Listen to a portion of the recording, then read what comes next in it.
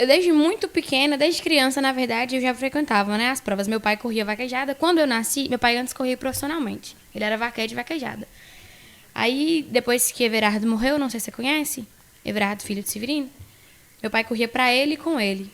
Eu não tô lembrando, não. Ele foi um filho que ele perdeu.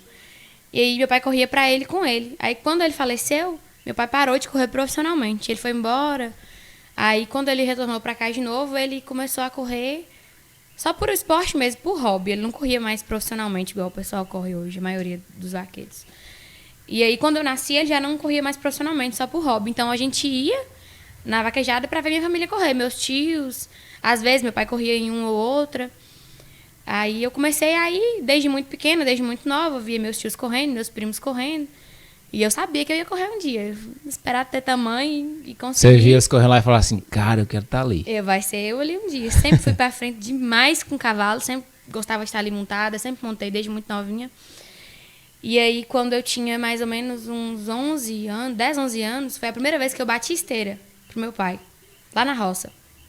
Andei longe do boi, mas assim, a felicidade e a satisfação dele foi o que me motivou, sabe? Ele nem preocupou com derrubar boi. Acho que a felicidade dele, eu estar do lado dele, era tanta que meu pai não tem nenhum filho homem. Meu pai só tem mulheres. Aí a filha dele que mais puxou pro lado de gostar disso, fui eu. Então, pra ele ali foi uma realização. Só que eu era muito novinha, né? E eu ainda não dava conta. Aí eu bati esteira pra ele e parei. Fiquei um tempo. Até eu crescer mais e conseguir.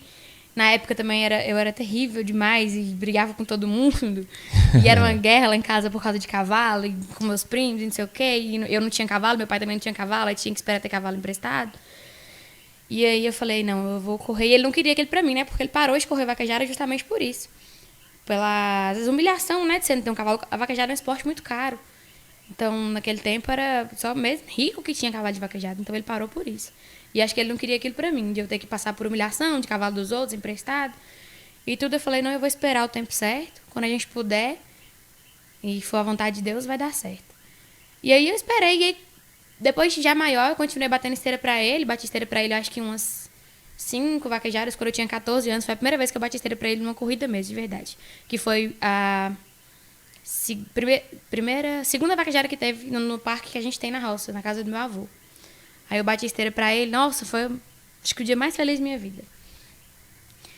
E como aí, é que é? Bater esteira é o que... vai do lado. A que é o função que do esteireiro. Colocar o... É porque eu não Isso. entendo nada de vaquejada. Inclusive, você vai me ensinar umas coisas aqui, porque... eu vou lá e eu fico... Cara, eu não sei de nada. Entendeu? Eu sei que o boi tem que cair dentro daquela... Das duas faixas. Só sei aquela parte.